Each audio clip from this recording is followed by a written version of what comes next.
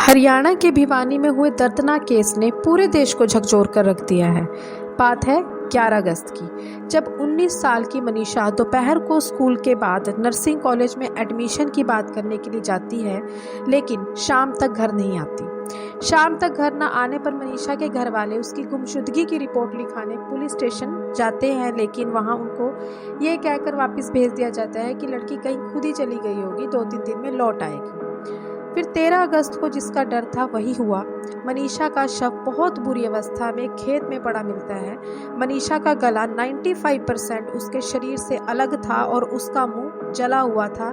ऐसा लग रहा था जैसे उसके मुंह पर किसी ने तेजाब गिराकर उसको जला दिया गया हो। उसके शव के पास एक टूटा हुआ फोन पड़ा था। ये सब चीजें साफ साफ एक दुष्कर्म की ओर इशारा कर रही थी।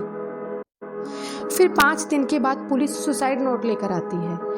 ये पता नहीं 5 दिन तक कहाँ पड़ा था। मनीषा के पास एक इंसेक्टिसाइड की बोतल भी मिलती है।